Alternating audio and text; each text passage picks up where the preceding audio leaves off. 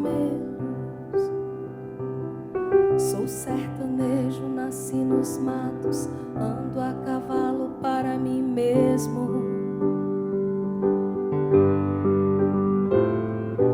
Meus sentimentos são meus desejos, em que me vejo perdido e calo, em que me vejo perdido e calo.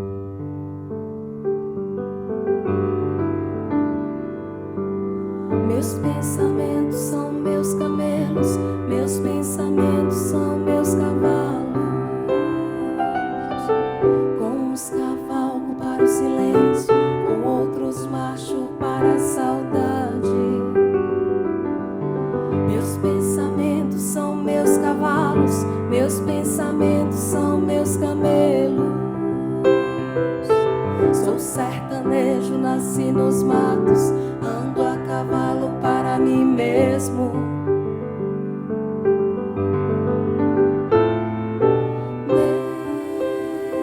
Meus sentimentos são meus desejos, em que me vejo perdido e calo, em que me vejo perdido e calo.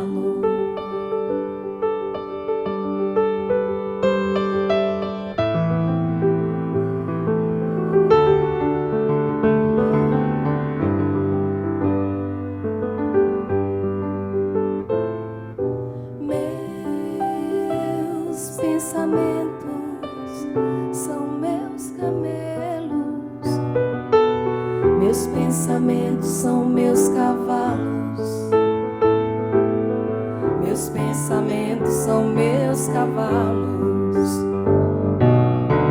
Com uns cavalgo para o silêncio, com outros marcho para a saudade. Sou sertanejo, nasci nos matos, ando a cavalo para mim mesmo.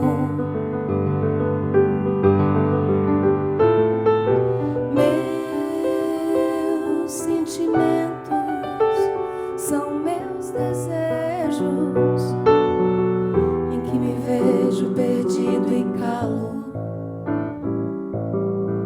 em que me vejo perdido e calo. Perdido e calo, em que me vejo perdido e calo. Mais de 2.000 livros. Já tive mais porque houve uma época em que eu tinha um sebo sem fins lucrativos na universidade, onde eu trabalhava, na UFES, e aí eu fiz muita rotatividade com os livros.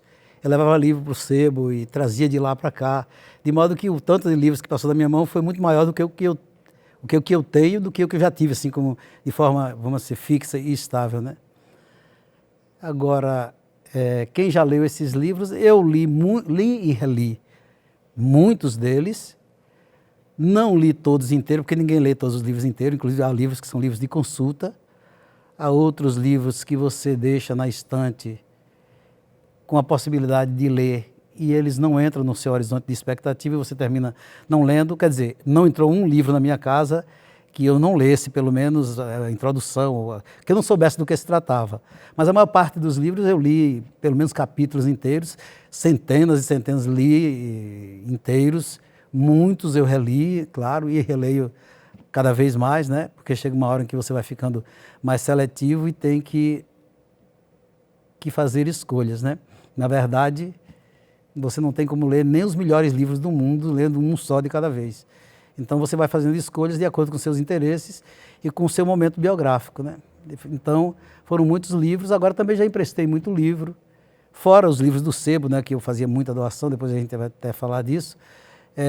Já emprestei muito livro, muitos não retornaram, mas não tem problema, eu sempre lidei com livro sem apego material. Eu tenho apego espiritual a alguns livros, inclusive alguns ficam lá na minha estante como uma companhia para que a qualquer momento eu possa consultar, possa ler, né? Porque eu sou Eu concordo com Jung quando ele disse que nós temos em nós um que vive no aqui e agora e outro que vive nos séculos. E entre o meu ser que vive nos séculos, tem muitos companheiros que vivem nos séculos, e a maioria deles está na minha estante. São livros, são autores queridos que muitas vezes passam um ano sem eu consultar, mas ele está ali, eu estou sabendo que ele está ali, está me esperando e eu também estou esperando por ele. E aí a qualquer momento eu posso lançar mão desses livros e usar. E faço isso com bastante frequência. Na verdade, esse conto, eu não sei por que escrevi. Eu me lembro que ele só foi publicado em jornal, era um jornal que tinha aqui em Feira, e eu acho que na época eu escrevi umas crônicas, uns contos assim, um ou outro para esse jornal, e eu resolvi, porque a minha coisa sempre foi mais a poesia, né? Eu até vou publicar um livro de contos curtos, mas a minha produção em poesia é muito maior. Mas de vez em quando eu escrevo contos, e houve uma época em que eu estava escrevendo uns textos assim, ficcionais, como se fosse realidade mesmo, como se fosse factual, né? Como se fosse alguma coisa que você pudesse ler num jornal, mas sob a forma da ficção. E esse conto nasceu assim, né? Agora, é uma ficção que, ao mesmo tempo, me parece real, não digo do ponto de vista factual, mas do ponto de vista psicológico. O tipo de situação psicológica que o conto cria é passível de qualquer pessoa, de ser uma situação vivida por qualquer pessoa, né? Porque todos nós temos nossos medos de fantasmas e não sabemos lidar direito com os mistérios, né? Não sei nem se é o estilo, talvez fosse a temática, né? Essa temática misteriosa e que tem a ver com a questão da vida e da morte, porque aí é a história de um personagem que... dois amigos, um morre, né?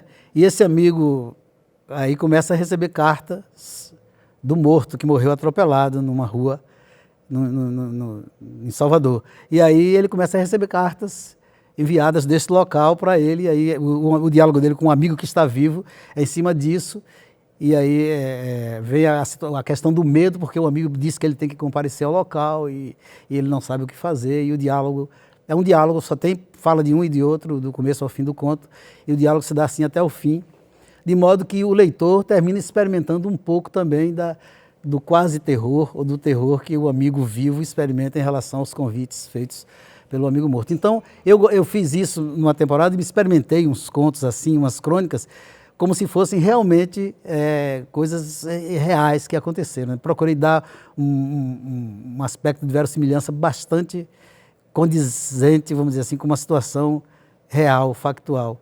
Mas isso é só um aspecto, né? Porque, claro, isso também tem a ver com uma temática que eu exploro indiretamente ou diretamente, que é a temática do mundo do sono, a temática onírica, né? Com certo toque de surrealismo, vamos dizer assim, que aparece também em muitos poemas meus. Então, de um certo modo, a gente está sempre escrevendo a biografia espiritual da gente. Toda criação autêntica não é uma coisa biográfica pessoal, mas faz parte do nosso universo, da nossa visão de mundo, que ao mesmo tempo, em se tratando de arte, é a visão de mundo da humanidade, né? O artista nunca fala do eu pessoal dele. O pessoal sempre se confunde com o universal. É um eu poético. O eu poético, ele articula essas duas dimensões, do individual, do coletivo, do particular e do universal. E essa temática que é cara à minha poesia e à minha obra, ela transfigura sempre para além do plano pessoal, porque muita coisa que a gente escreve não aconteceu factualmente com a gente, não aconteceu na nossa biografia real, mas aconteceu na nossa biografia espiritual. Basta que você sinta qualquer coisa para que já seja real no sentido psicológico e talvez em outros sentidos também, né? Esse conto tem muitos anos que eu escrevi e é outro conto que eu mesmo que escrevi acho muito misterioso, né? Então ele é a situação de uma pessoa num lugar assim muito estranho, né? Parecendo uma outra dimensão de tempo e espaço, em que a pessoa se encontra numa situação em que não existe nada em torno, como se fosse assim um ambiente morto, mas ao mesmo tempo extremamente misterioso, e eu acho que ele tem a ver com o sentido profundo, né, do livro, porque é um sujeito que chega num lugar e vê um livro num determinado lugar, ele é atraído, como que arrastado para esse lugar, e como se fosse um lugar onde muita gente já tivesse ido, porque tem as marcas dos pés lá de alguém diante daquele livro, e ele é como arrastado. E depois ele dorme e é levado para lá, e o sono se confunde com a realidade, mas no final ele é arrastado, como que encaixado naquele lugar onde tem os dois pés dele, e misteriosamente a primeira página do livro se abre. Eu não sei, eu nunca interpretei esse conto, acho ele misterioso, acho que ele me ensina até hoje, exatamente porque nunca tive possibilidade de tomar pé totalmente dele, nem quero. Eu quero que ele continue emanando esse mistério para mim, porque há muitas maneiras da gente aprender, né? Tem coisas que a gente tem que aprender objetivamente, mas tem outras que a gente tem que aprender misteriosamente, né? Porque no fundo tudo é mistério, né? Aliás, eu estou lembrando de um sábio que disse que a vida não é um problema a ser resolvido, mas um mistério a ser vivido, e cada vez mais eu me convenço disso.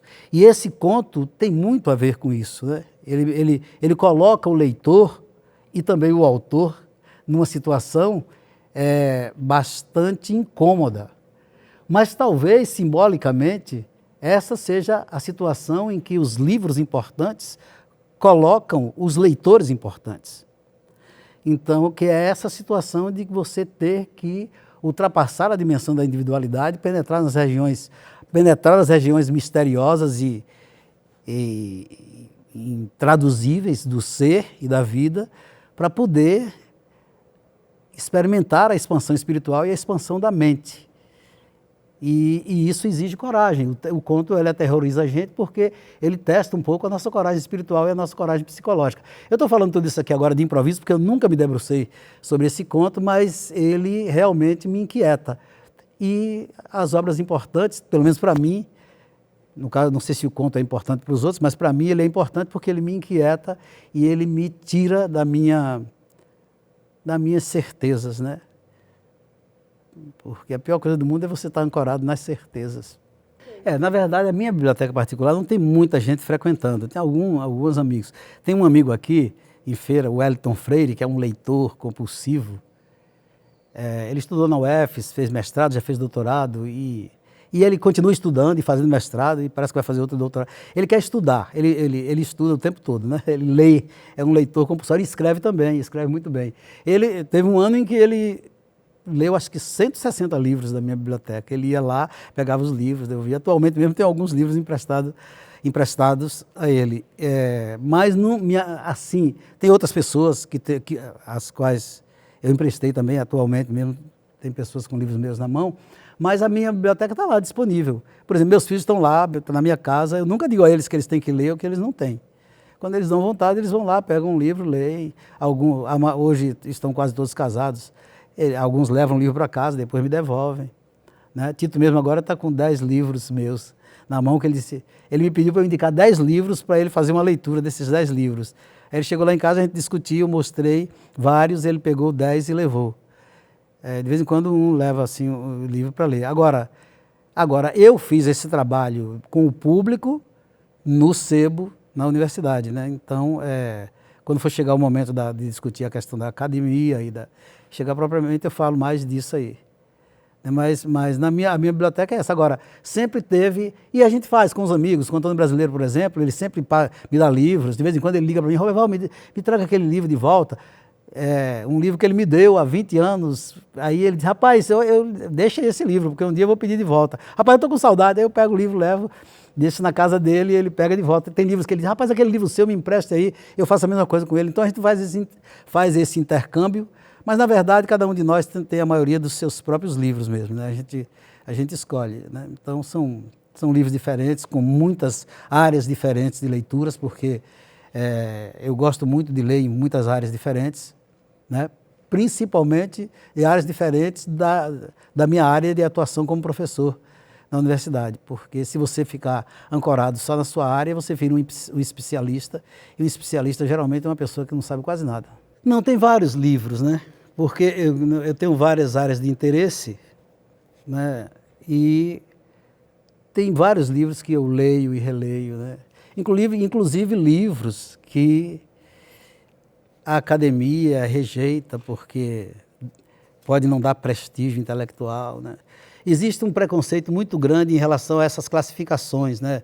Então, se você pronuncia a palavra, uma palavra até mal colocada, como essa coisa de autoajuda, se eu escrevo um livro e você lê, como é que é autoajuda? Eu não entendo direito esse termo. Mas se colocou nesse rótulo de autoajuda, do ponto de vista, principalmente da academia, tudo que se chama de autoajuda não vale nada. Eu acho que esse preconceito, como qualquer outro preconceito, é limitador e muitas vezes beira a estupidez, né? Porque chega um ponto em que você perde capital simbólico, você se desprestigia, entre aspas, diante de colegas ou da comunidade acadêmica, se você disser que lê certos livros que são considerados como autoajuda. Eu acho isso um absurdo, mesmo porque há livros péssimos totalmente enquadrados nas normas da academia, e há livros péssimos em quaisquer áreas, assim como há livros excelentes e geniais e importantíssimos em qualquer área. Eu acho que não se tem que ter essa classificação.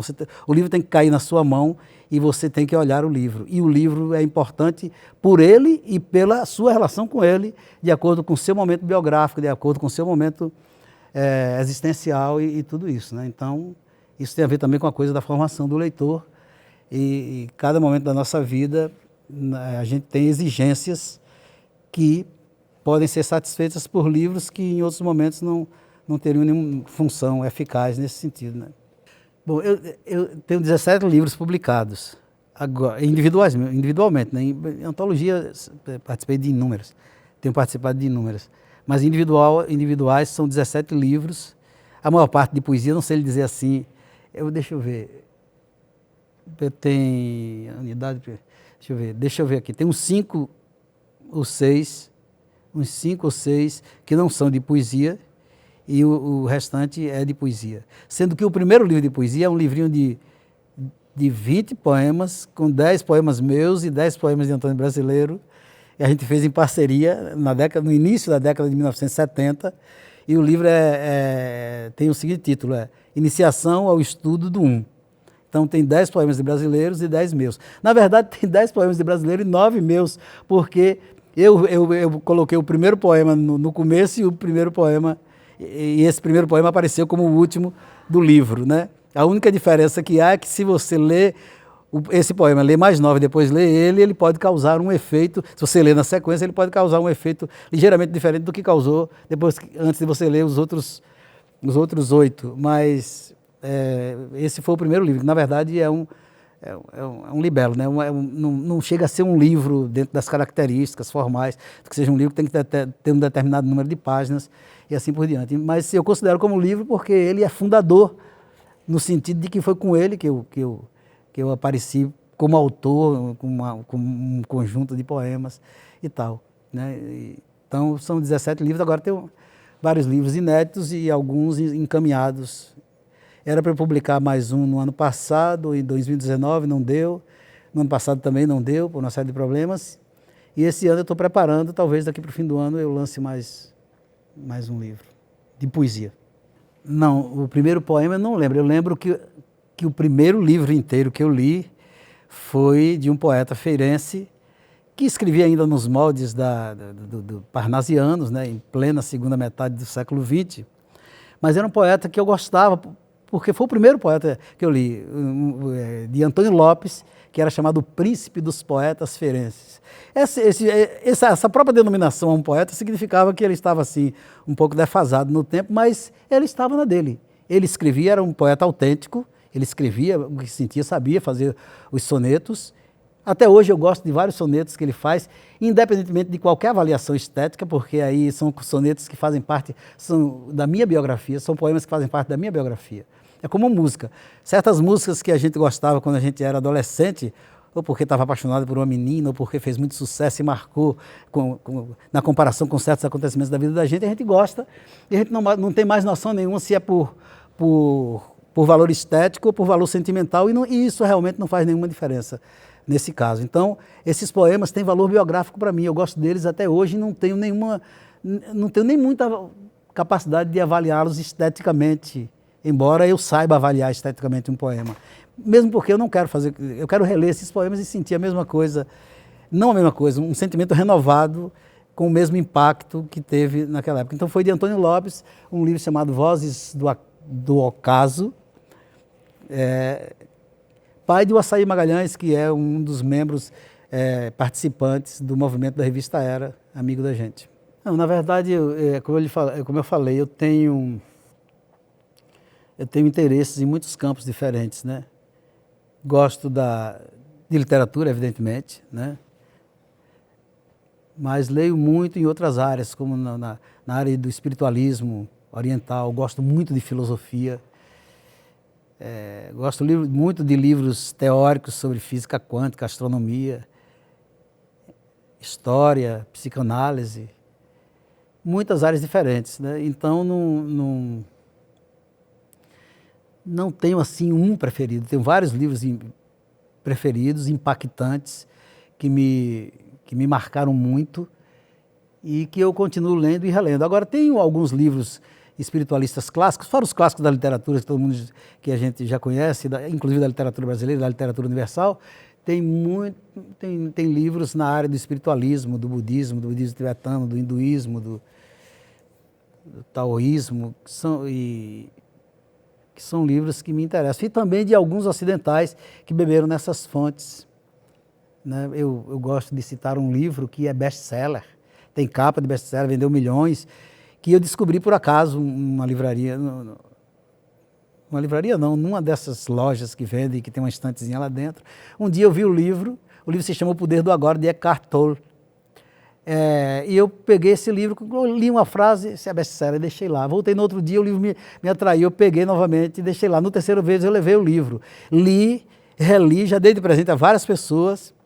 Uma vez eu dei de presente dei a brasileiro para ler, 2 dias depois ele devolveu, assim, acho que teve a mesma má vontade com o livro que eu.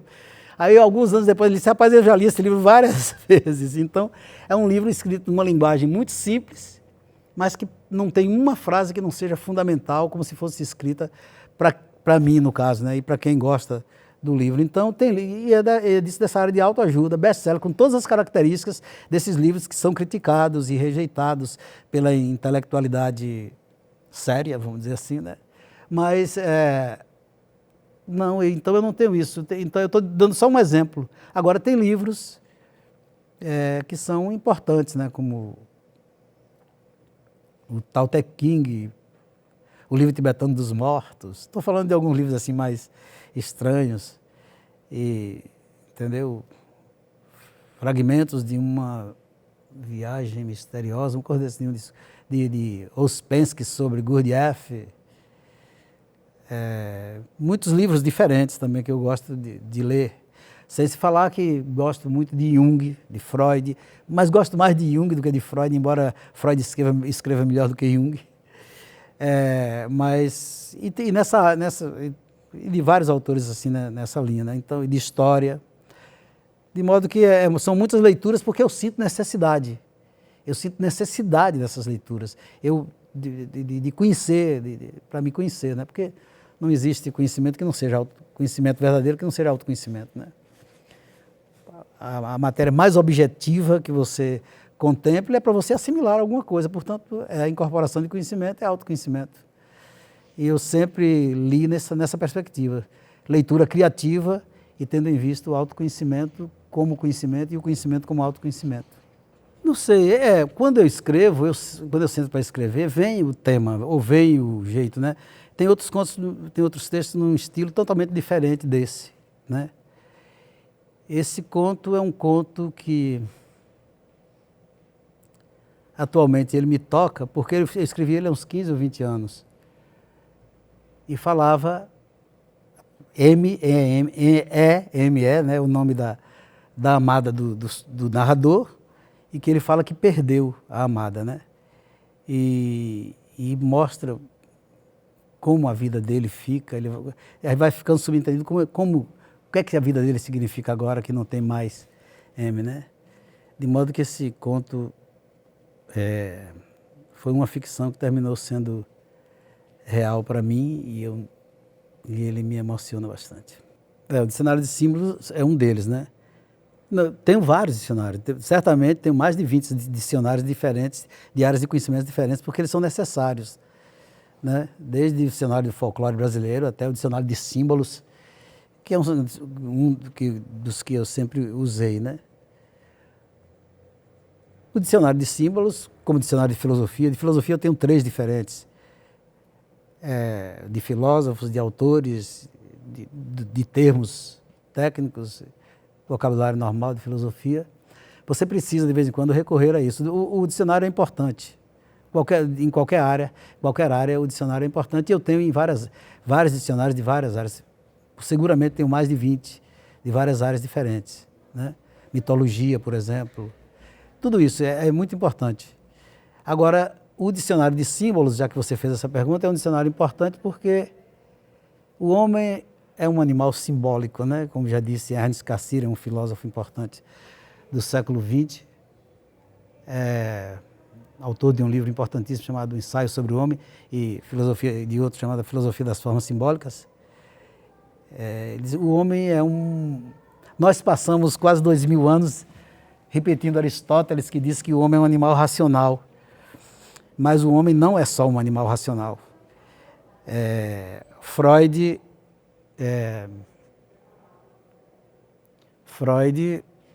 veio para redescobrir e revalorizar e reconceituar a noção de inconsciente, e de lá para cá se tem recuperado no Ocidente a importância que foi perdida dos sonhos, dos contos, de fadas, das fábulas, dos mitos, né? Que tem uma importância muito grande, porque são muito mais antigos do que o que a gente pensa na história. Acompanha a história da humanidade desde seus primórdios, e essa redescoberta da noção de inconsciente, através não só de Freud, mas principalmente de Freud, essa trouxe a possibilidade de que um filósofo no século XX arrematasse isso dizendo que o homem não é só um animal racional, ele é também um animal racional, mas ele é muito mais do que isso, ele tem uma dimensão inconsciente, e ele não e a racionalidade, quer dizer, existe a arte, a religião, o mito, e a filosofia, a ciência, são instâncias do ser humano e da atividade humana que se complementam e que, segundo o próprio Cassirer, tem uma raiz comum, né? Então, o símbolo, ele ultrapassa isso, ele pretende reunir ele reúne essas dimensões todas do homem e reconcilia. Inclusive é um termo que se opõe a simbólico e diabólico, porque como se o símbolo reunisse e reconciliasse, e o diabólico, o simbólico reunisse e reconciliasse, e o diabólico dispersasse e destruísse. Na noção não só religiosa, mas até filosófica do que seja o diabólico, do que seja o diabo. Sendo que cabe uma observação de que o diabo também é um símbolo. Ou seja, ele reúne todos os significados dessa instância da existência, de um modo geral, e da instância humana e da existência humana, que trabalha o que em física se chama de entropia, né? Trabalha pela construção ou pela deflagração do caos, né? Sendo que caos e cosmos são 2 termos opostos, mas que são necessários e que se complementam, tanto em termos de linguagem do cosmos, dos fenômenos cósmicos, quanto dos fenômenos psicológicos e sociológicos, antropológicos e individuais, né? Então, o símbolo é uma coisa importante, e daí a valorização do dicionário de símbolo, não que ele seja mais importante do que os outros dicionários, porque o símbolo tem esse poder de articular e reunir e dar uma espécie de compreensão e retrato através de imagens e de mitos que são narrativas, né? Retratos mais completos da condição humana, né? A racionalidade, ela tem uma maneira de dizer o homem, e essa maneira não é suficiente. Senão o homem não teria outras dimensões, a dimensão estética, a dimensão religiosa, vamos dizer assim, né, espiritual, são dimensões do homem que são necessárias para dar conta da complexidade humana, e mesmo assim, não é que ela dê conta, para dar uma espécie de retrato mais completo da condição humana. A respeito disso, Freud, inclusive, escreveu um livro chamado O Futuro de uma Ilusão, em que ele propõe que, com o desenvolvimento da razão, as religiões tenderiam a desaparecer, porque a religião seria uma ilusão que a razão eliminaria. E é um livro muito bem escrito, né? Mas os grandes gênios também dão ratadas geniais, e eu acho que essa foi uma ratadona genial que Freud deu. Claro, a ampulheta é um símbolo importante da passagem do tempo, né? E querendo simbolizar que as mãos e as patas terríveis do destino estão sobre nós de forma irrecusável, de forma indefensável. Todos nós estamos indo para, quando aquela areinha ali se esgotar, nós também nos esgotarmos e desaparecermos. O Impreciso Limite é um mini conto, né, desses que eu disse que vou reunir para fazer um pequeno livro de contos curtos. A propósito, há um ano ou dois, eu e Aleilton Fonseca, que é um escritor baiano, meu colega da UFES, ele é até da Academia Baiana de Letras, nós organizamos uma antologia do mini conto na Bahia. Eu posso até lhe passar depois eu só tenho 2 lá, mas eu posso arranjar um e vocês aí tiram para o ímpar para ver quem. Vou lá, é assim. Viu-se tomado de súbito pavor pela ideia de que em poucos minutos estaria dormindo. De repente, simplesmente dormir, se lhe afigurava como algo terrível, imersão perigosa num abismo onde não poderia exercer sobre si o menor controle, onde tudo poderia acontecer à sua revelia, onde o passado poderia emergir sob a forma de lobo ou de urso e devorar a manhã de um filho, o dia inteiro do seu casamento, a ponte de regresso ao dia de todos. Tomou a desesperada decisão de não adormecer. Como não houvesse mais ninguém acordado, falou sozinho, ouviu samba e jazz, andou pela casa, comeu, olhou-se ao espelho em ângulos diversos para finalmente adormecer de bruços sobre a 5ª página escolhida ao acaso de um certo conto latino-americano.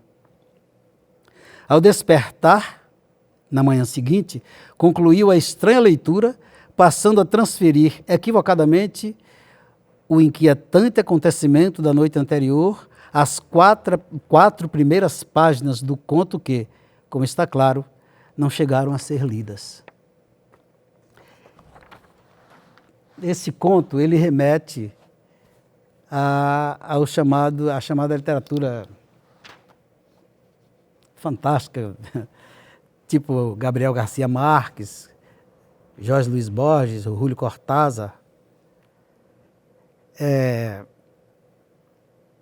E aí faz até um certo diálogo, sugere que esse livro, o cara é tomado de uma sombra, como está dito aí, né? Ele diz, poxa, eu vou dormir, o que é que vai me acontecer? Eu vou entrar num mundo, e a gente entra nesse mundo todos os dias, né? E acontecem coisas lá, talvez muito mais coisas do que nos acontece no nosso dia normal, e a gente esquece, né? Isso, inclusive, remete à questão de que onde está a realidade, no sono ou na vigília, né? Isso é um tema muito importante, porque quando nós estamos acordados, como agora, se é que estamos acordados, você tem certeza que está? Eu posso ser um pesadelo seu.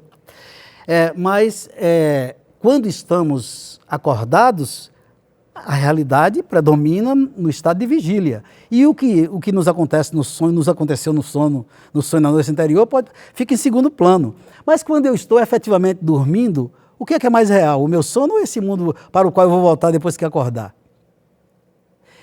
Essa fronteira entre o real e o real, entre o sono e a vigília, onde é que está a realidade, ela no fundo, ela é muito misteriosa. Considerado de certo aspecto, eu estou falando uma besteira, do ponto de vista da ciência, mas considerado, sem considerar nada, isso é muito misterioso. Isso lembra a história do rei, de um rei que sonhou que era borboleta, que era uma borboleta, e depois ele passou o resto da vida sem saber se era um rei que sonhou que era uma borboleta ou se era uma borboleta que sonhou que era um rei. Mas eu acho que a realidade é isso. A realidade, o limite entre o real e o irreal, ele é muito tênue. E quando a gente está com uma percepção apurada, a gente percebe que esse limite é só uma questão de degradação, de graus. Não existe o real e o irreal, mesmo porque os grandes espiritualistas dizem que a existência é um sonho. Desde de um filósofo racional, vamos dizer assim, como Platão, que dizia que tudo que existe são uma mera projeção, uma mera sombra do mundo, de uma ideia que só existe no mundo das ideias. Essa cadeira, qualquer cadeira é uma projeção, uma sombra imperfeita da verdadeira cadeira, que é uma coisa que só existe sem materialidade no mundo das ideias. Então, desde uma consideração filosófica até os grandes espiritualistas de todos os tempos que dizem esse mundo é um sonho. Esse mundo é um sonho. Agora, se depois desse sonho há alguma coisa, esse é que é o grande problema, né? Mas também dizer que não há é uma grande limitação. Eu acho que tudo é realmente muito misterioso. Então, e esse conto, ele fala disso. O cara diz, poxa, eu não quero entrar nesse mundo que eu não sei qual é. Eu vou dormir, mesmo porque a gente nunca sabe o momento em que a gente dorme, né? A gente às vezes lembra até quando está acordando, mas o momento em que a gente cai no sono, a gente não lembra. Eu tenho até a teoria de que, não é uma teoria minha, não deve ser uma teoria minha, um ponto de vista, mas eu acho que que dormir é fazer todos os dias exercício para morrer. E mesmo assim a gente ainda tem um medo danado de morrer, né? Mas para mim dormir é fazer exercício para morrer. Você entra, você sai, você se esquece e é tomado por outras realidades, né? Sendo que no mundo do sonho tem esse problema de você não ter a limitação de tempo e espaço.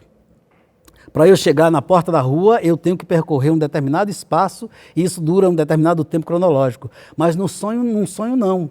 Num sonho eu posso estar aqui com você agora, pode estar sentado ali minha bisavó, esse teatro não está aqui em Feira de Santana, pode estar em Nova York, e pode ser há 40 anos, e o sonho não tem limitação de tempo e espaço, portanto ele é muito mais intenso. As coisas acontecem com muito mais intensidade. De modo que as 8 horas que a gente passa dormindo, nessas 8 horas podem acontecer muito mais coisas em termos de vivência psicológica, que no final das contas é o que termina contando, do que no nosso mundo da vigília que obedece a limitações de tempo e espaço, né? Então, é muito misterioso isso. E esse conto trata disso. O cara diz, não quero dormir, eu não sei o que é que vai me acontecer. E aí ele faz tudo para não dormir, mas uma hora o sono pega ele e derruba. Mas aconteceu que o sono pegou ele quando ele estava lendo um livro, um conto desses, misteriosos. E aí quando chegou na 5ª página, ele abriu o livro na 5ª página, começou a ler e adormeceu. Ele não leu as 4 primeiras páginas, mas no outro dia de manhã, ele ficou recordando o absurdo que aconteceu com ele de noite anterior, ficou com medo e disse...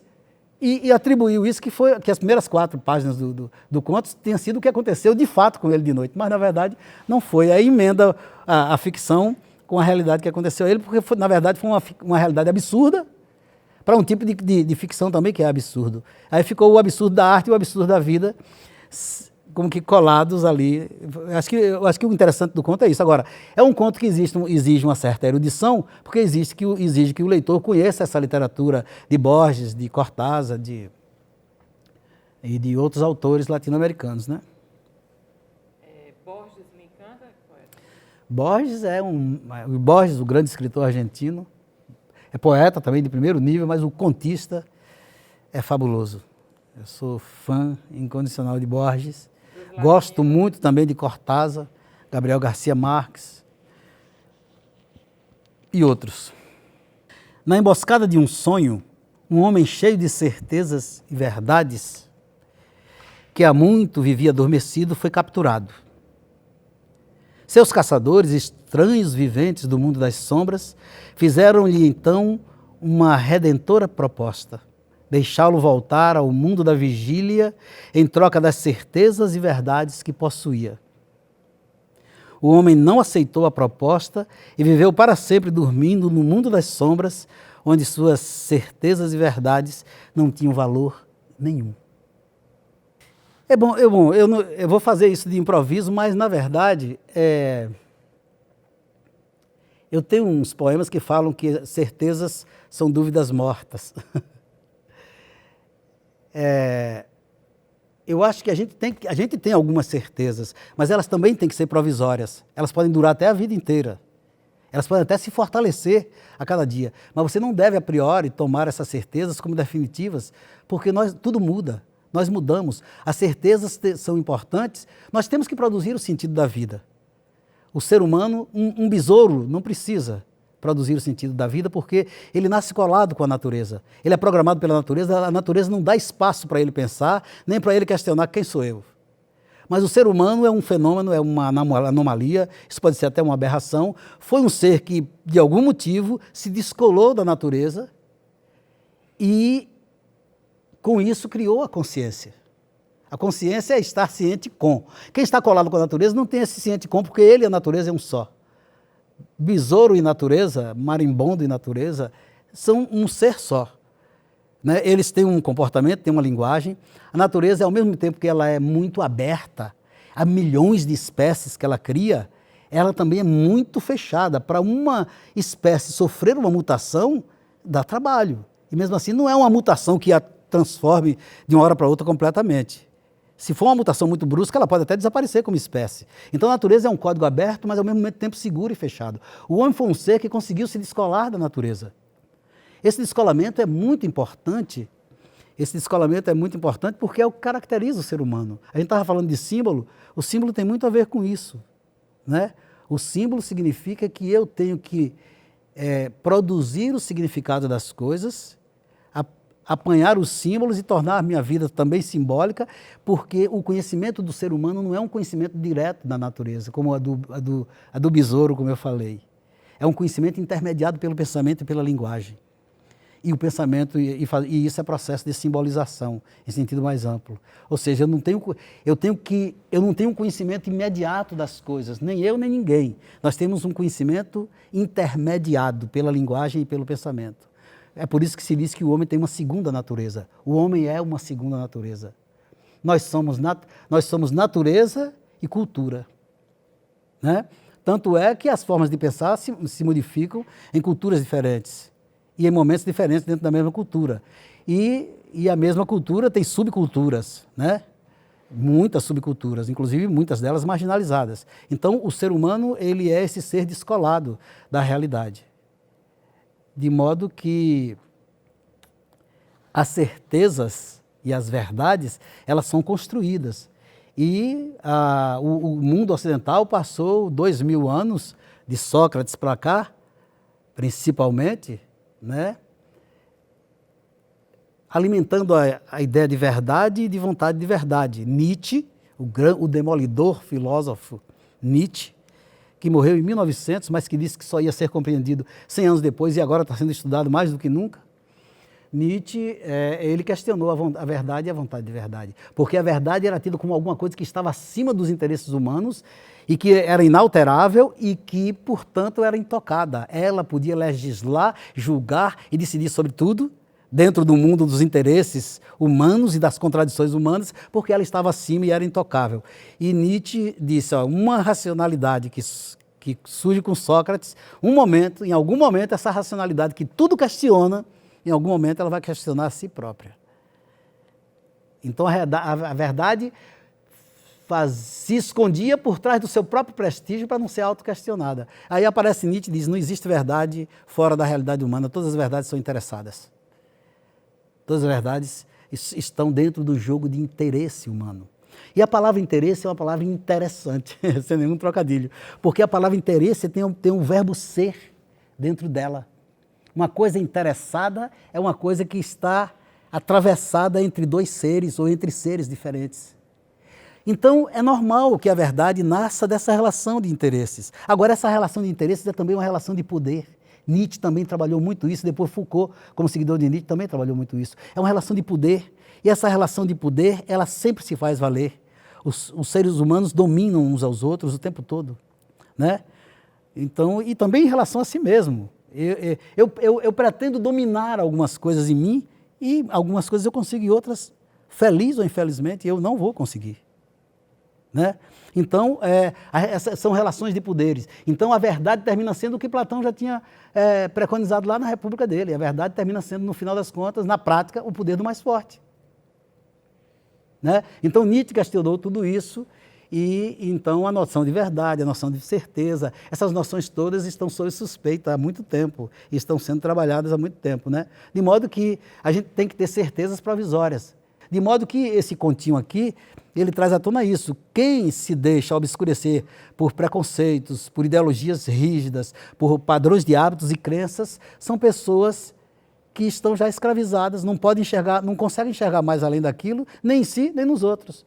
E isso é a fonte da grande desavença entre os seres humanos. Quantas vezes as verdades religiosas que pretendem salvar os seres humanos mandaram homens e homens para a fogueira? Isso é na história recente da humanidade. Sempre foi assim, né? Então, as verdades, acho que existem as boas dúvidas, existem as dúvidas corrosivas, mas existem as dúvidas que são o lubrificante da verdade. A verdade lubrificada pela dúvida, ela é muito boa. Ela não enrijece. E, ao mesmo tempo, ela dá um limite a essa dúvida, né? Então, eu acho que as duas coisas se casam e se complementam. Eu acho que o que está em jogo é esse aqui. Quando você tem muitas certezas, você está no mundo das sombras e você não troca essas certezas nem pela sua liberdade.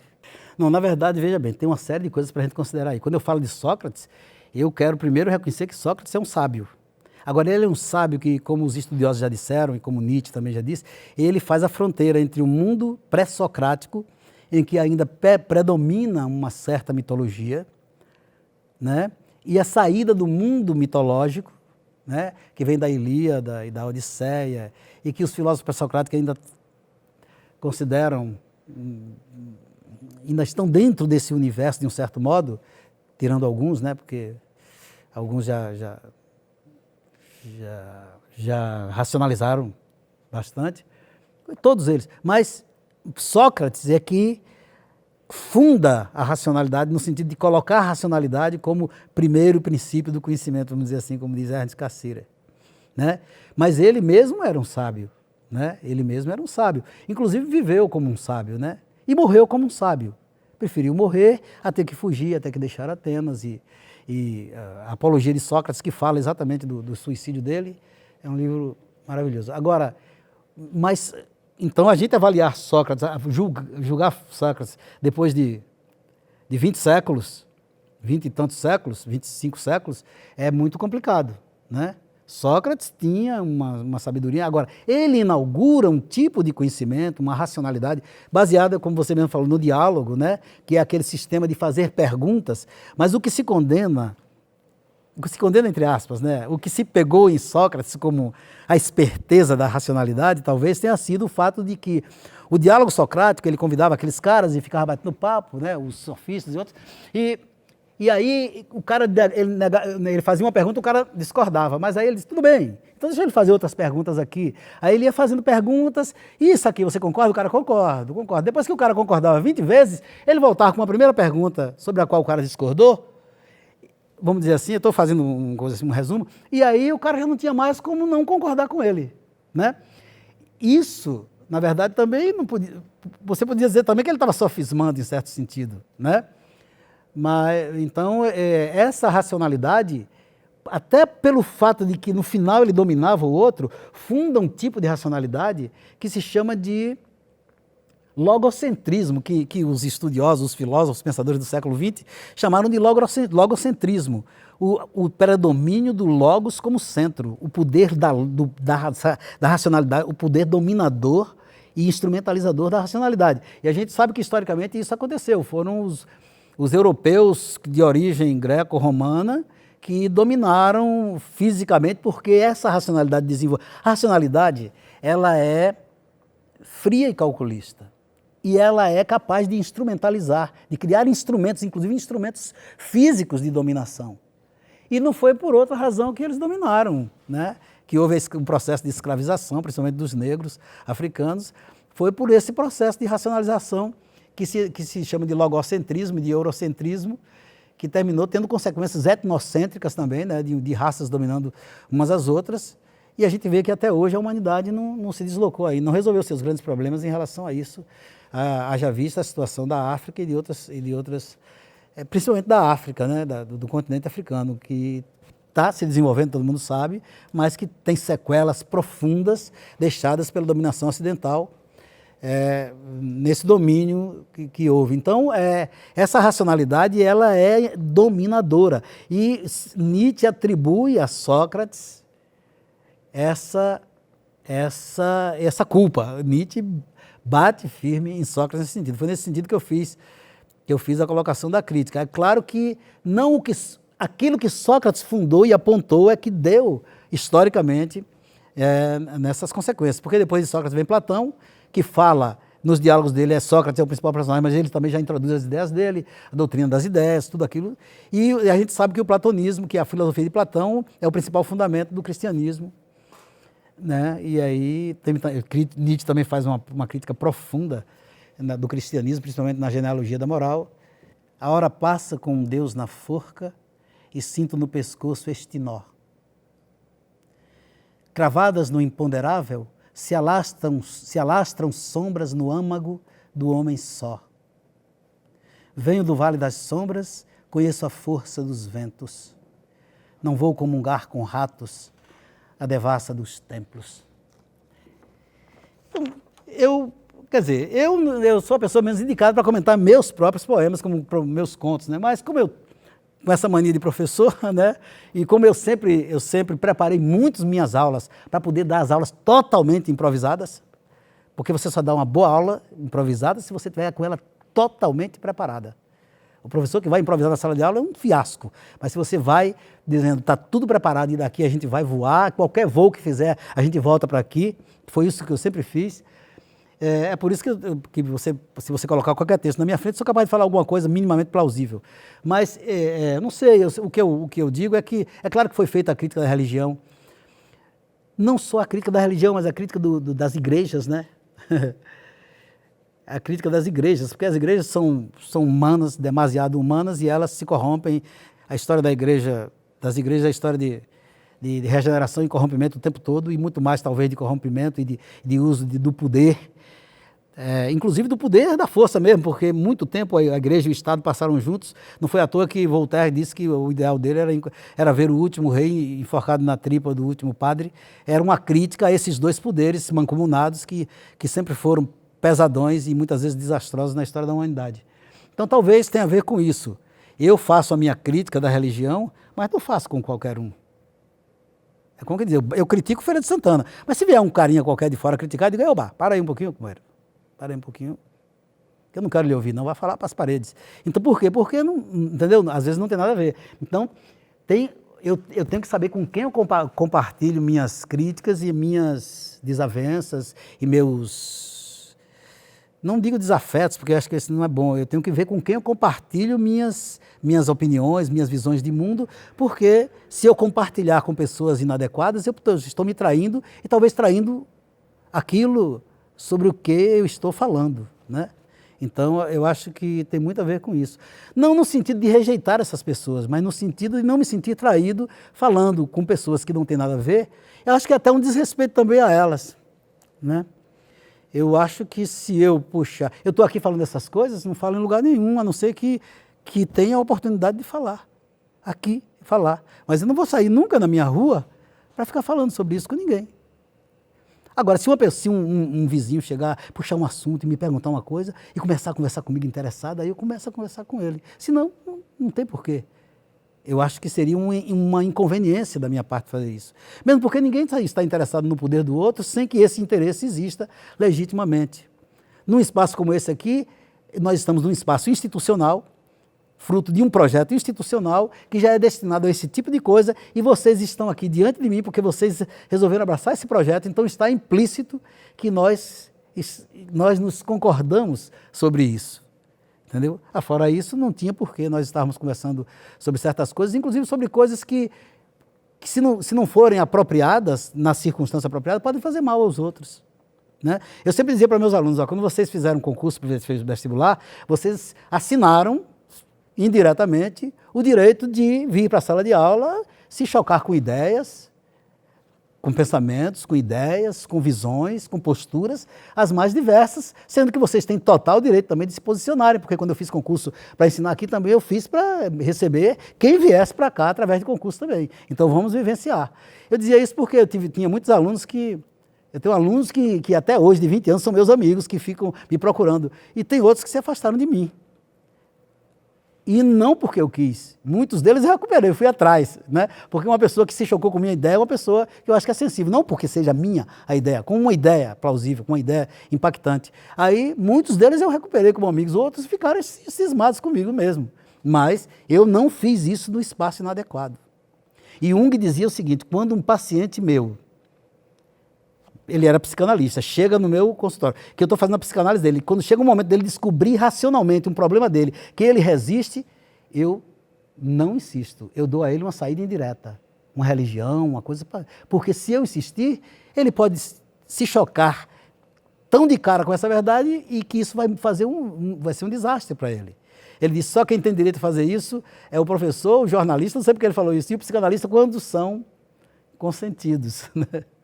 Em certo sentido, quando são consentidos. Ele não falou isso não, mas eu entendi assim, né? Então, eu acho que as ideias têm muito poder, né? E resta saber se as pessoas estão preparadas para as ideias, porque nem a gente, às vezes, mesmo está. Tem autores que eu levo, que eu me preparo para ler. Tem um filósofo espanhol, um grande filósofo espanhol chamado José Ortega y Gasset, que dizia assim, é um grandíssimo filósofo, ele dizia, não é todo dia que eu leio certos poetas, porque os poetas quebram a lógica, em outras palavras ele disse isso. Se eu ler desprevenido um grande poeta, ele pode passar uma rasteira em todo o meu projeto de filosófico, de vida, de visão de mundo, e isso pode ser, em outras palavras, pode ser perigoso, né? Então, tem pessoas que são insensíveis à linguagem, às palavras, mas tem pessoas que são muito sensíveis, né? Não só a uma palavra banal, mas a uma palavra profunda também. Então, como diz Foucault, já que a gente estava falando de Foucault, ele disse que o último dos poderes que o homem busca é o poder, depois de toda a dominação, é o poder do discurso. Porque é o poder, aí sou eu que estou arremetando, é o poder com o qual você consagra aquilo que você dominou. Você cria um discurso para legitimar a dominação, muitas vezes imoral, que você fez. Não é que eu tenha uma resistência instintiva. É uma maneira de falar. Se a pessoa que vier de fora conversar com o jeito certo, claro que eu converso com ela. Eu acho que você entendeu, eu quis dar um impacto. É se chegar assim, pá, batendo na cara da gente, entendeu? Sem ter participado nem da parte ruim, nem da parte boa da história. Aí não dá, né? Não dá. Tem que ter um respeito. É um respeito que tem que ter. É só nesse sentido. Claro que qualquer um pode criticar. Sim, eu tenho vários poemas sobre o tempo. Nós somos temporalidade viva, né? Nós somos pulsação, isso é tempo, né? Ritmo é tempo, tudo é tempo, né? E, como diz o budismo, tudo é impermanente. Tudo é totalmente impermanente, né? A única coisa que não é impermanente é o que a gente pensa que é impermanente, que é o instante. O instante é a única coisa que não passa. Nós estamos sempre no instante. E tudo está se transformando, tanto a nossa vida interior quanto a vida exterior. Então, a primeira coisa que o budismo, por exemplo, diz é não se iluda a respeito disso. Tudo está passando, tudo é impermanente.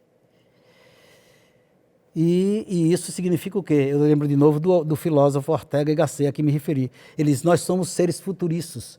Nós somos projetados, nós somos projéteis, nós estamos lançados, nós somos seres impulsionados para frente. E isso é trágico, é dramático e até trágico, porque significa que muito do que somos ainda é projeto, é sonho, coisa para realizar.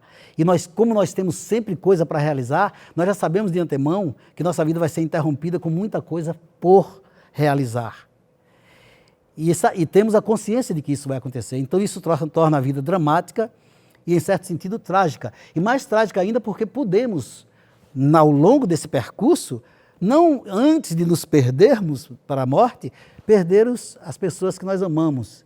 E isso torna a nossa vida mais dramática ainda, né? Isso tem a ver com nossas apreensões, com nossos medos, com nossos desesperos, com nossas fugas. É o cuidado terrível para a gente não fugir. Né, porque a gente foge constantemente, não só através da bebida, das drogas que as pessoas usam, mas através também de muitas ilusões grosseiras, como a ilusão da posse, achar que a posse pode salvar, que a fama pode salvar, essas coisas todas que são equívocos escandalosos, mas que iludem todos os seres humanos, ou quase todos, e a gente não pode se deixar iludir. Quem tem uma certa consciência não pode mais se deixar iludir por isso, né? Então, o tempo tem a ver com isso. E o tempo, ele retroage, né? Ele retroage. A gente pensa que o futuro está na frente, que o passado está atrás, mas você também pode conceber exatamente de forma contrária, né? Você pode conceber que você é uma fita que está entrando, entendeu? O que está vindo de lá para cá e o que está ficando lá para frente, você está recuando. Você pode conceber o tempo de muitas maneiras diferentes. Aliás, existem concepções muito diferentes do tempo. Nós é que temos uma maneira de pensar o tempo como uma coisa progressiva, porque o Ocidente criou o tempo abstrato, linear, que não existe em lugar nenhum, né? E também o espaço abstrato, que você vê nos mapas. Mas certas tribos indígenas, por exemplo, se você andar com um índio da mata, dentro da mata fechada, ele sabe levar você por cada detalhe daquele caminho fechado e voltar com você tranquilamente. Mas se você mostrar a ele um mapa abstrato daquele caminho, ele não entende que é o caminho por onde ele andou, não. Porque isso é uma abstração que a gente criou. Então nós criamos a noção do espaço e do tempo abstratos, que é uma noção construída. Entendeu? Isso... e a gente pensa que o tempo passa assim, vai numa linha reta. Não existe, né? Na verdade, se tivesse um retrato, seriam muito mais de idas e vindas, e de subidas, de ebulição, de explosão. O tempo é muito mais uma coisa, muito mais infinitamente complexa, né? Então, a continuidade seria mais uma das faces do tempo com a qual nós nos envolvemos, e o tempo realmente, ele é bondoso e traiçoeiro ao mesmo tempo, né? Esse ao mesmo tempo aí chega a ser uma reiteração, mas... Engordo feras comigo. Entre meus olhos, um Deus exibe um punhal. Gnomos habitam sombras do meu destino. Um vulto oculto no corpo, fui eu, o ilhado, o antigo. Mas hoje sou o que forja as armas contra o passado, destila veneno e aborta as fúrias no nascedouro. E peço silêncio, e oscilo ante a memória e me esqueço de mim vestido em penumbras. Urso no embigo, na espreita, faca nos rins, quem sou? Manchas do horror divino, espanto, sussurro e dor. Não é isso, é um desses poemas que jogam com simbologia, né? E que mexe muito mais com essa dimensão profunda, sombria e inconsciente do ser humano na sua relação com o mistério, com os mistérios, né? Aí alguém estava falando aqui para eu falar uma frase, que se for oportuno eu falo. Aí eu acho que na linguagem da arte, principalmente dessa arte mais visceral, mais profunda, afloram coisas da dimensão do inconsciente, tanto do inconsciente do indivíduo, quanto do inconsciente da cultura, quanto do inconsciente da história e quanto do inconsciente imemorial da própria raça humana. Jung, inclusive, tem o conceito, dentro do conceito dele do inconsciente coletivo, ele diz que o inconsciente coletivo seriam resquícios das experiências milenares da humanidade e que podem se manifestar no indivíduo. Ou seja, eu não tenho só um inconsciente individual, eu tenho esse inconsciente coletivo que tem a ver com esse homem que vive nos séculos, né? A que ele já se referiu de uma forma muito bonita. Então, num poema como esse, afloram imagens que são imagens arquetípicas. Inclusive foi Jung que conceituou essa noção de arquétipo, arquétipo é um tipo principal, uma imagem matriz, uma imagem mãe que é matriz e mãe exatamente porque acompanha o homem e traduz experiências humanas desde eras e eras esquecidas e que está em cada um de nós. Cada um de nós, quando cada um de nós nasce, a humanidade nasce novamente. Porque nós nascemos com todo esse manancial, não com uma memória do que o homem viveu, mas com essa memória como predisposição a aflorar. É como se tivesse no nosso código genético, ou no nosso código espiritual, ou no nosso código psicológico, não sei o quê. E na medida em que você é submetido a uma vivência dentro de uma cultura, de uma família, de uma sociedade, a atualidade dessa cultura, dessa família, dessa sociedade, dão uma versão atualizada desse arquétipo, que é uma predisposição, como se fosse alguma predisposição vazia, mas um copo vazio que se enche das suas vivências, mas estão lá, a forma copo está lá. É como se o arquétipo fosse uma coisa dessa, uma predisposição a que certas características do ser humano e da condição humana aflorem em cada indivíduo de forma singular, de acordo com as particulares do indivíduo, da cultura, da sociedade e do momento histórico em que ele vive. Então, um poema como esse, ele tem a ver com essa coisa misteriosa e tem a ver também com esse terror do homem diante do invisível, né? Buda já dizia que o número das coisas invisíveis é infinitamente maior do que o das coisas visíveis. E olha que o mundo tem a coisa, né? E os físicos modernos, 2.500 anos depois de Buda, estão afirmando que a matéria visível do universo, as galáxias, os 100 bilhões, 200 bilhões de galáxias, com 100 bilhões de estrelas cada uma, de sóis cada uma, são apenas 2% da matéria do universo. O resto tudo, o restante da matéria do universo é a chamada matéria escura, a matéria invisível. Então, a ciência, com sua linguagem, suas descobertas, está descobrindo que o número das coisas invisíveis é infinitamente maior do que o das coisas visíveis. De modo que um poema que trata de coisas misteriosas e inquietantes, uma obra de arte que trata de coisas misteriosas e inquietantes, ela está falando exatamente, está trazendo, está dando visibilidade ao invisível e está tornando visível o indizível. Essa é uma das grandes funções da obra de arte, é trazer as imagens, trazer para a atualidade e para a luz do dia imagens obscurecidas, imagens da sombra, imagens do invisível, ou imagens simplesmente construídas a partir da sensibilidade que não estavam em lugar nenhum antes, e assim por diante.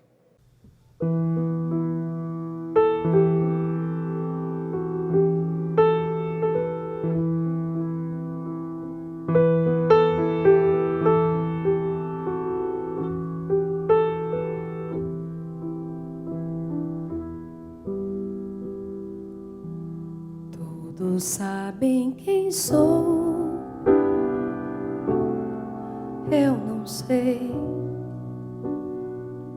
por isso a todos me vou tantas vezes, mas ao retornar sei menos de mim e de todos eles.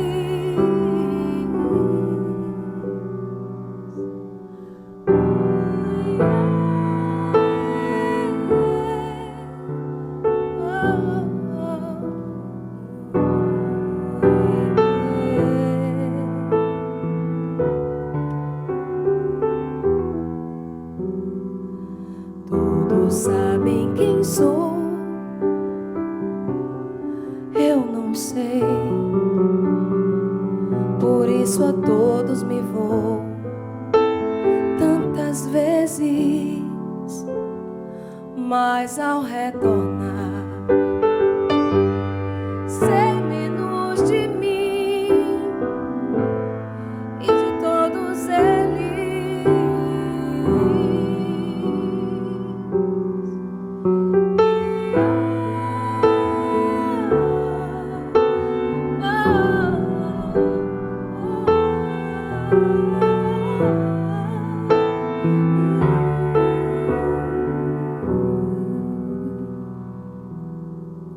Nos teus olhos, onde me leio, te desaprendo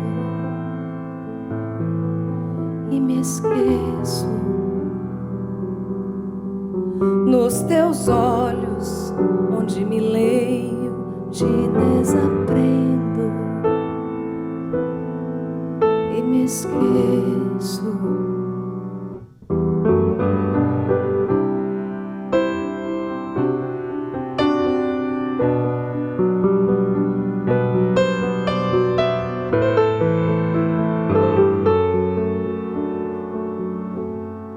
Mas ao retornar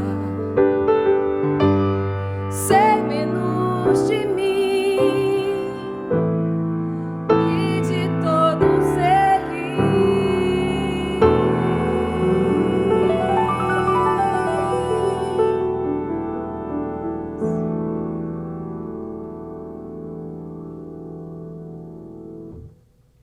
Não, o meu processo básico é o seguinte, é deixar os livros lá, a minha biblioteca aberta e à disposição de todos eles. Quando eles dão vontade de levar um lá e pegar. Agora eu tenho uma neta, que até começou a cursar medicina agora, ela foi criada com a gente, é filha de Camila, mas Camila casou novamente e ela Ela teve um filho, na verdade, não casou, a filha. E aí essa filha a gente cria, a Camila também criou até outro dia, quando ela casou, ela saiu, e a gente cria ela até hoje, a minha neta, né?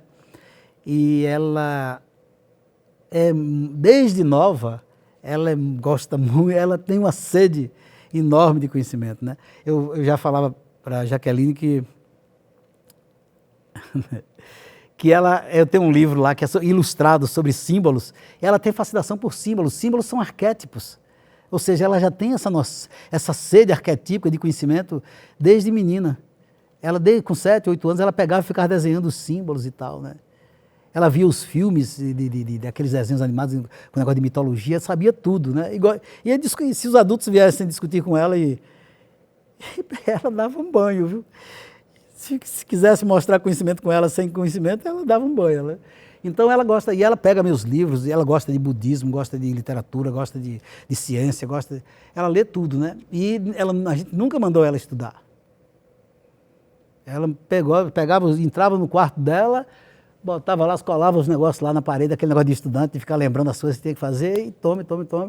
Passou em medicina até na UNEB, não é Universidade Pública, e começou a cursar anteontem, né? E ela tem essa sede de saber. Eu acho que até mais do que meus filhos, que também gostam de ler, estão sempre pegando alguma coisa para ler, mas ela é mais... Aquelas coleções, quando ela tinha 9, 10 anos, de Harry Potter, o pai comprava para ela, tinha lá as pilhas, aqueles livros desse tamanho, que qualquer um olha assim, pensa 2 vezes antes de começar a ler, ela devorava um atrás do outro. Mas essa coisa da leitura não pode ser uma coisa forçada, aliás, nada pode ser forçado. A leitura, a pessoa tem que criar. Eu acho que o estímulo para os meus filhos serem artistas, primeiro eles nasceram com um dom, que não era só meu. A família da minha mulher tinha cheio de músicos, né? Até mais do que a minha, muito mais. Então, mas eles tiveram um dom, mas esse dom não encontrou nenhum impedimento para se desenvolver, porque eu estava lá para incentivar. E desde cedo eles tiveram acesso à melhor música clássica, música popular brasileira, entendeu? Inclusive aquelas músicas de várias regiões que aquele Geraldo Pereira, né, fazia, de música popular do Nordeste, do Centro-Oeste. Eu tinha tudo isso em casa e eles ouviam e aí naturalmente desenvolveram. Quando pede o incentivo, eu dou. Agora não empurro ninguém para fazer nada, porque se empurrar, você está empurrando para o lado, eu acho que está empurrando para o lado de fora. Né? Então agora eu acho que você tem que criar todas as condições para a pessoa querer e gostar. O leitor é assim, se ele pegar um livro e não gostar, ele parte para outro. Não gostou, parte para outro. Eu acho que dentro da escola também deveria ser assim.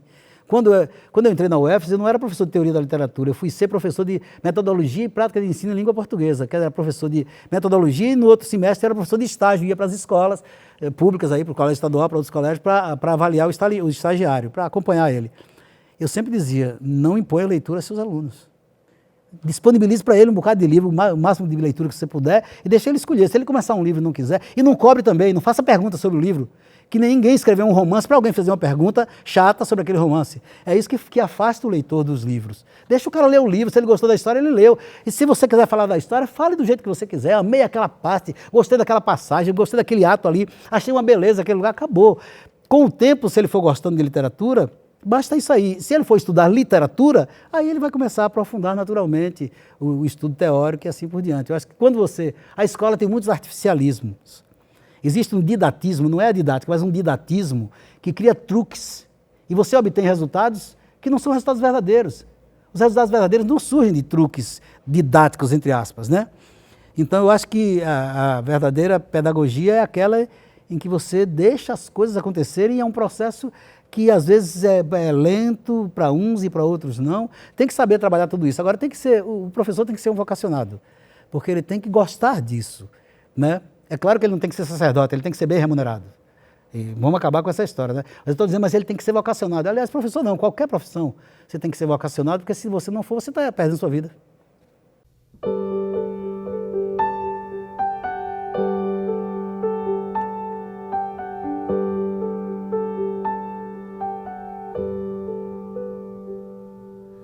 Eu não sei, hoje tudo está tão parado, deixe estar.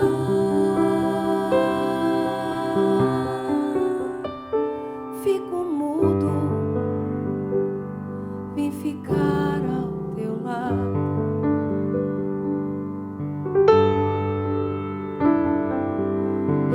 sei, nosso mundo ficou tão deserto. Deixa estar,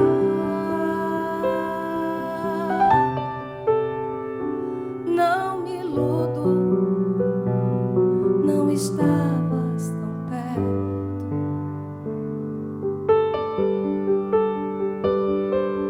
Eu não sei, tanta calmaria me deixou cansado. Um olhar perdido roubou todo o sentido do encontro marcado.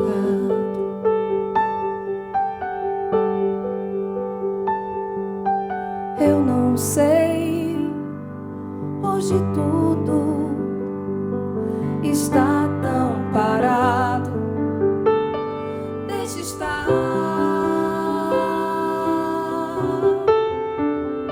fico mudo, vim ficar ao teu lado.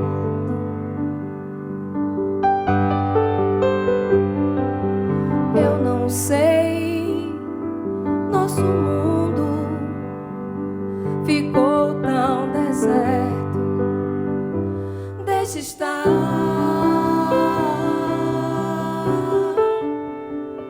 não me iludo, não estavas tão perto.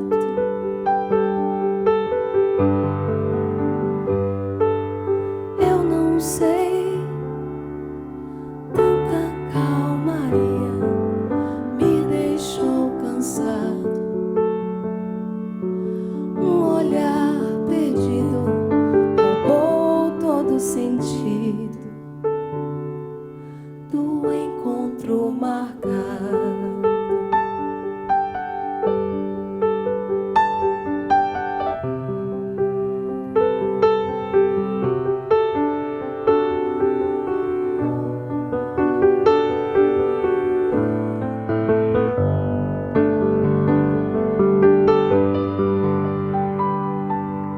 Eu não sei, tanta calmaria me deixou cansado. Um olhar perdido roubou todo o sentido do encontro marcado.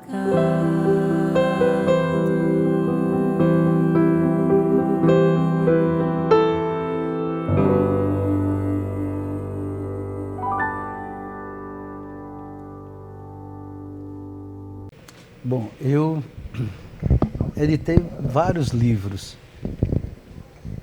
Tem uma estante na minha casa assim que tem uma parte inteira que são livros ou que eu editei ou que de algum modo eu estou a eles associados, né? É muita coisa. Agora eu não contei, mas a primeira experiência de editor foi com a revista Era, porque a revista Era foi fundada sob a orientação de Antônio Brasileiro, que era mais velho do que a gente, era professor de um grupo de alunos no Colégio Estadual de Feira de Santana. Mas logo no número 3 ele me passou a direção para mim, começou a dirigir comigo. A gente dirigiu muitos números juntos. E aí 17 dos 20 números da revista Era eu editei. Claro, a gente sempre editava de forma em parceria e mostrava. Eu estava à frente da coleta dos poemas e tal, mas a gente sempre fazia uma reunião, depois que fazia uma seleção, para aprontar definitivamente o número, ver a capa, a preparação e tudo, né? Então, esse trabalho de editor eu venho fazendo desde do início da década de 1970, com a revista Era. Depois, adiante, tudo isso são editoras, é uma editora alternativa, fundada e coordenada por Antônio Brasileiro, chamada Edições Cordel.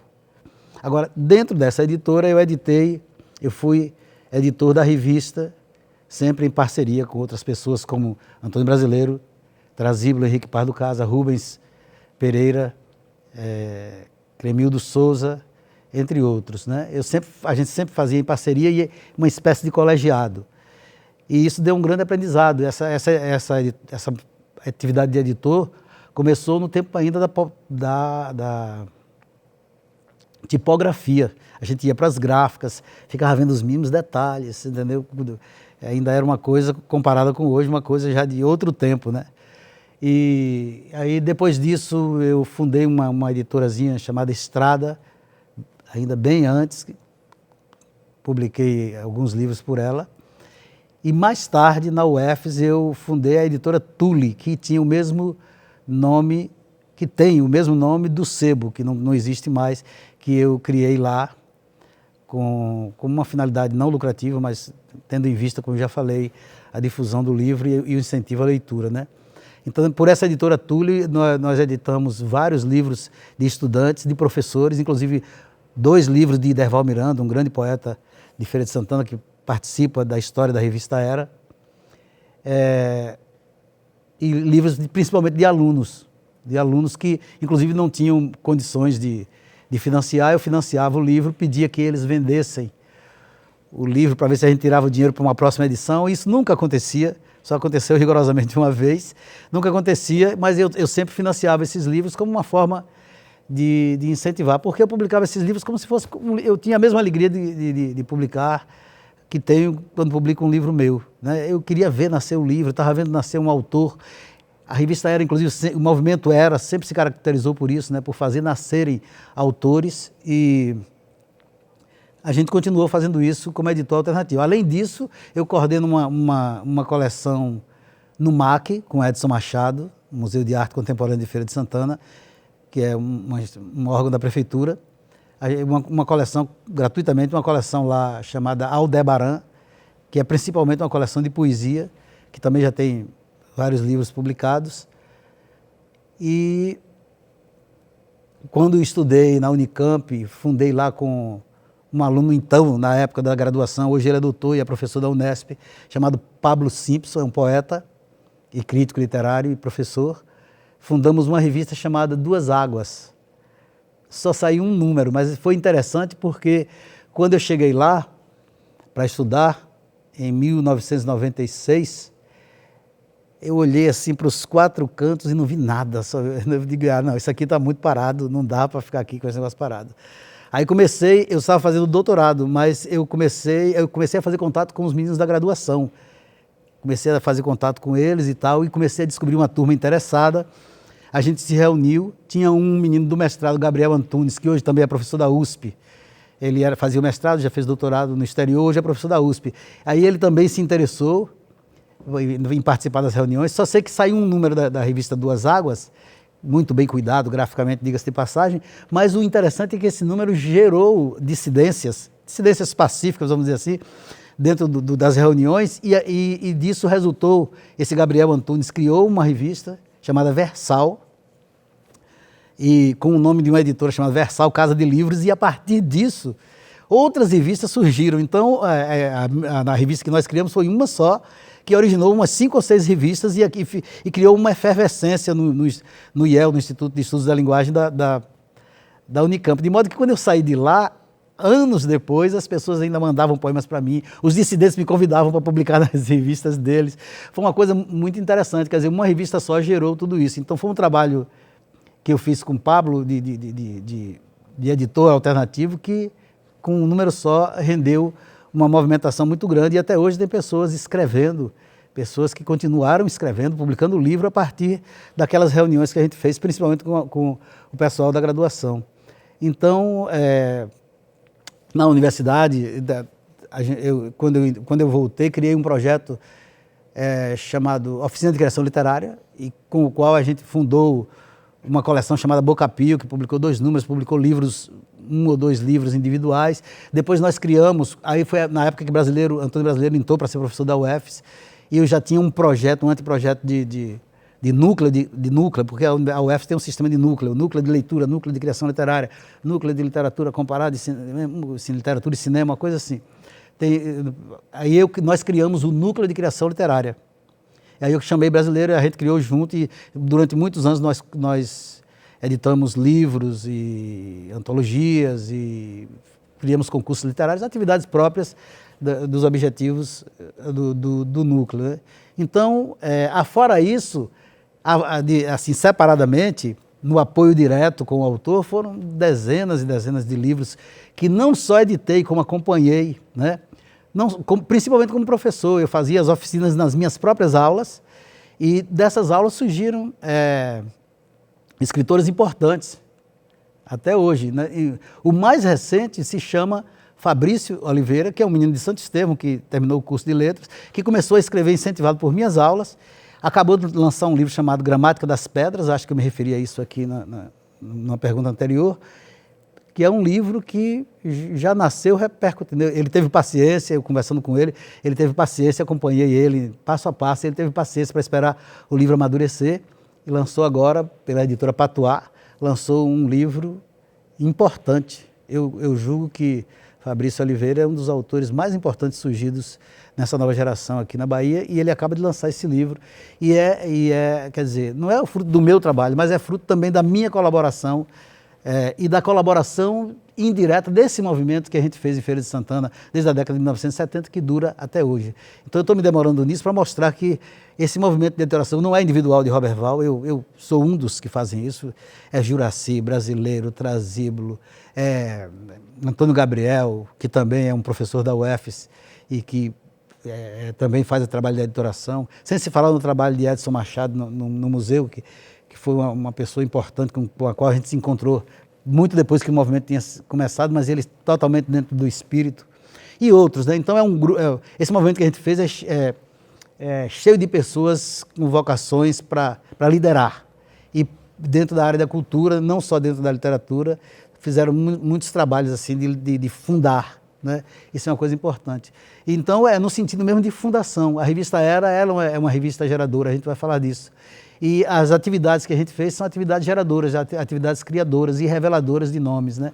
Então esse trabalho de editoração terminou, não o trabalho meu, mas o trabalho que o movimento todo fez, terminou sendo um divisor de águas, que a gente pode dizer assim, antes e depois do surgimento do movimento Era em Feira de Santana, né? Hoje a Feira de Santana é um dos focos principais da poesia brasileira, por todo esse trabalho que foi feito, mas já tem em quase 50 anos que isso está sendo feito, né?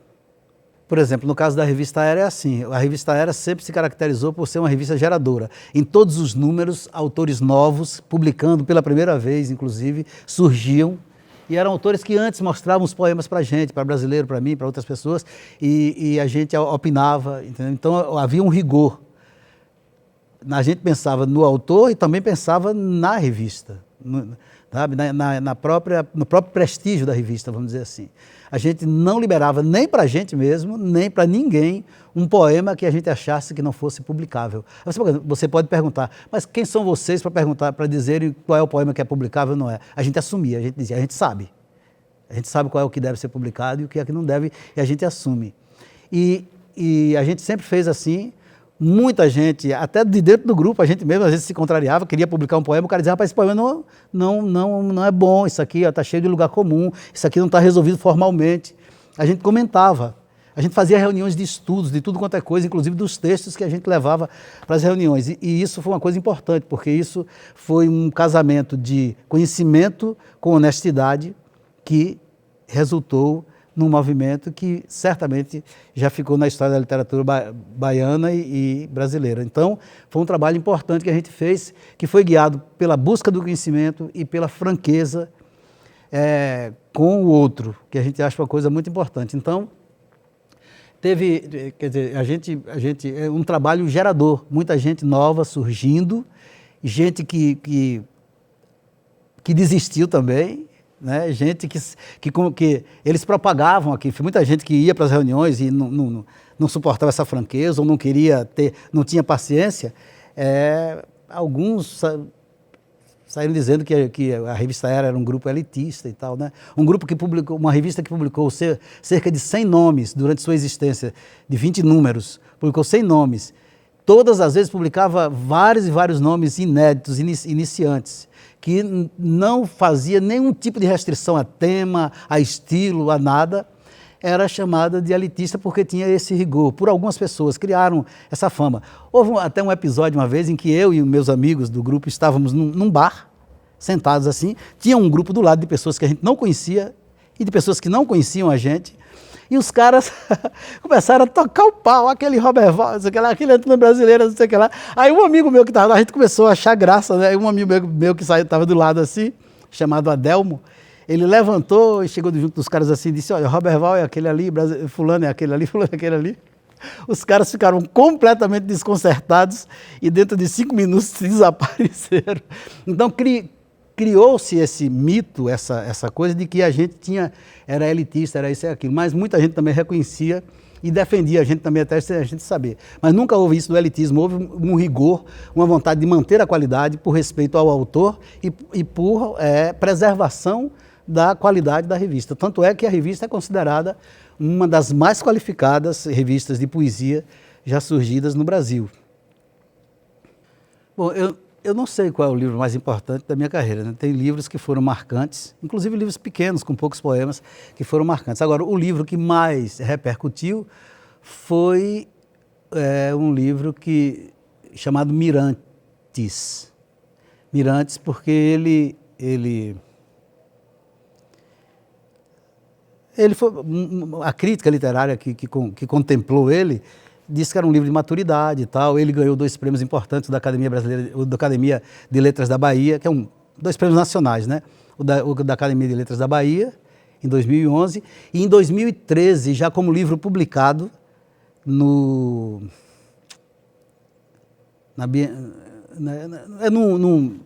feira, num acontecimento literário que tem em Brasília, né? Eu só sei que, vou dizer o nome do prêmio, ele ganhou o primeiro lugar, concorrendo com poetas do Brasil inteiro, no concurso 2º Prêmio Brasília de Literatura Poesia. Então ele repercutiu, né? Cheguei até, eu que jamais ganhei dinheiro com literatura, sempre gastei, cheguei a ganhar dinheiro com esse livro e até do ponto de vista financeiro ele foi o que mais repercutiu. Agora, do ponto de vista da crítica, acho que ele também foi o que mais repercutiu, embora o livro chamado Amálgama, que é esse aqui, porque é uma reunião de vários livros, aqui uma capa de Juraci Dória, porque é uma reunião de vários livros, com mais um, que já tinham sido publicados com mais um inédito. Esse também teve uma boa recepção, mas o Mirantes foi o que repercutiu mais nesse sentido.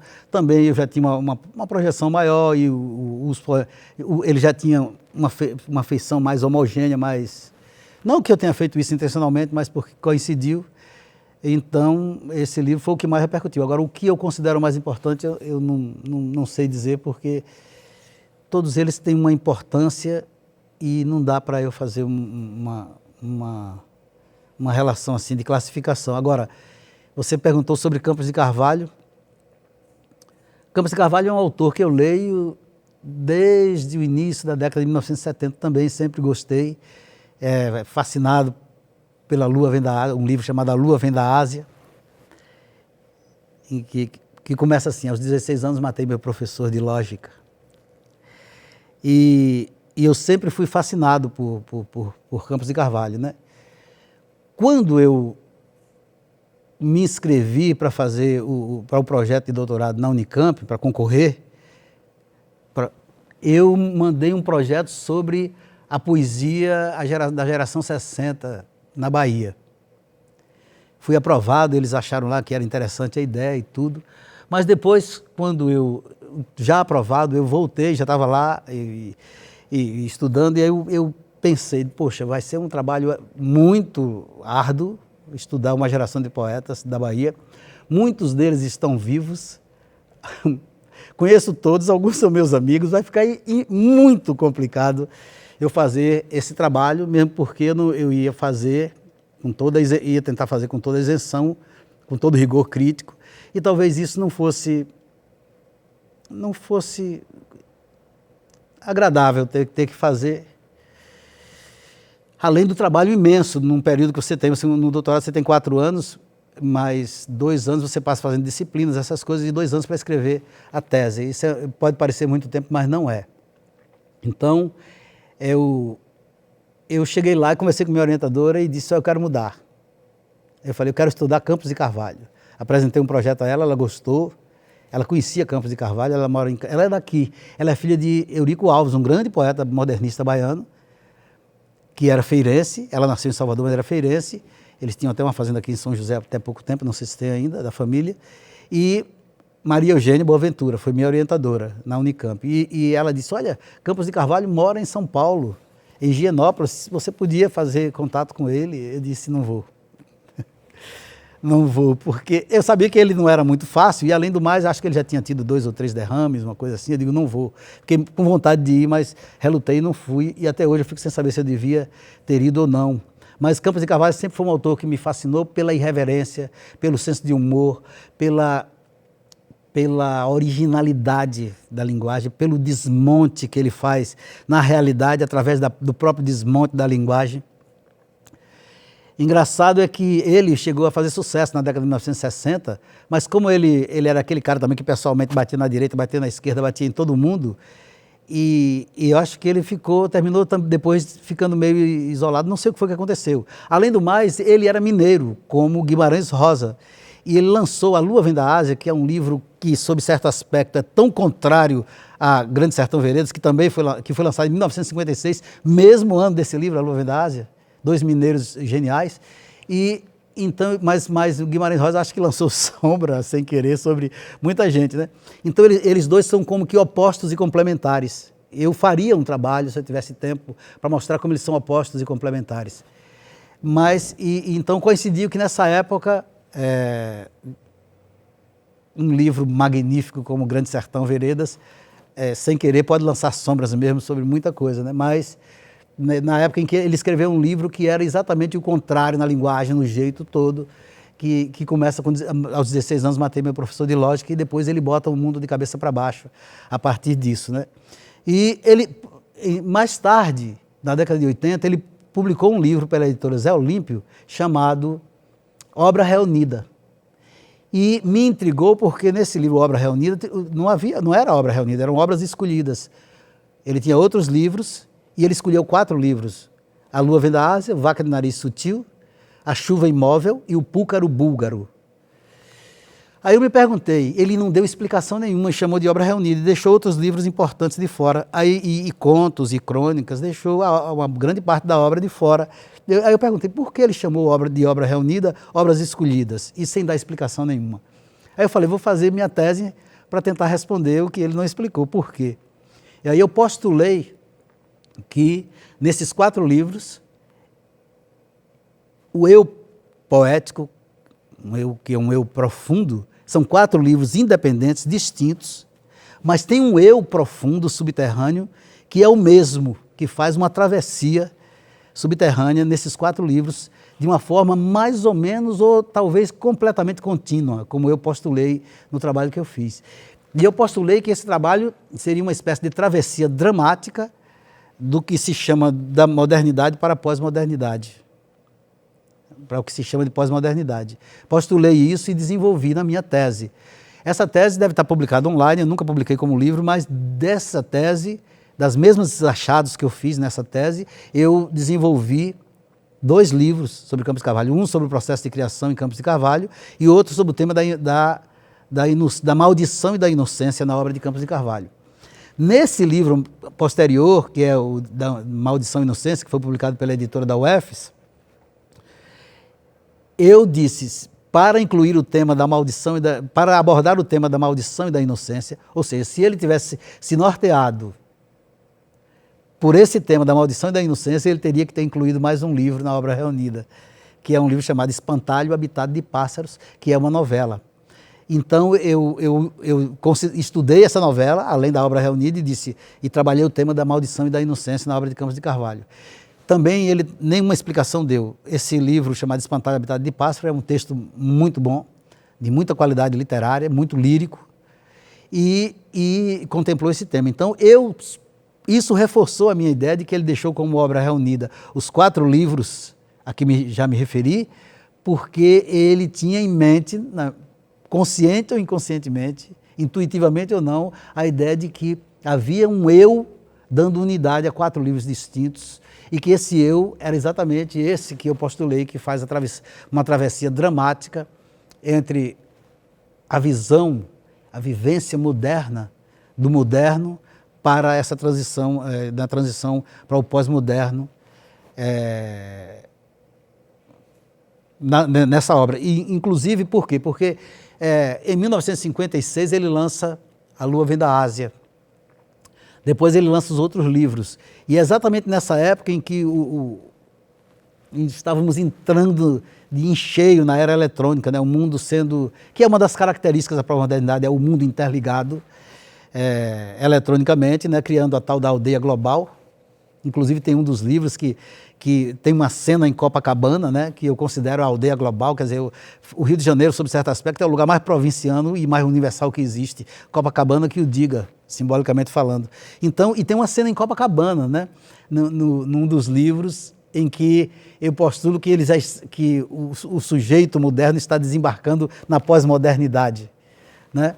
Então, eu mostro que, historicamente e em termos de significado, esse eu, Campos de Carvalho, faz essa travessia entre o moderno e o pós-moderno. E eu, que sou muito posterior a Campos de Carvalho, é claro, Campos de Carvalho é de 1916, eu sou de 1953, de um certo modo também vivenciei esses últimos suspiros da modernidade tardia aqui no Brasil, vamos dizer assim, e estamos vivendo hoje a chamada, entre aspas, pós-modernidade, que começa com essa era eletrônica, que muda a estrutura do mundo, né? A tecnologia mudando a estrutura do mundo e a nossa maneira de viver, quer queiramos, quer não, né? O mundo hoje é completamente diferente do início do século XX, que já era uma coisa muito revolucionária. O homem já tinha entrado na tal da era da técnica. Mas eu postulei isso e cada vez mais estou convencido de que é a obra dele. Então isso foi importante para mim como estudo, porque também é biográfico. Eu também vivi essa travessia, vivi essas mudanças, tenho vivido, como todos nós, essas mudanças profundas no mundo e fiz um trabalho que contemplava também as minhas necessidades espirituais e as minhas necessidades de conhecimento. Aliás, jamais fiz um trabalho acadêmico que não fosse assim e jamais orientei nenhum aluno meu de mestrado que não tivesse alguma coisa que fosse importante para ele e que por isso também terminou sendo importante para mim.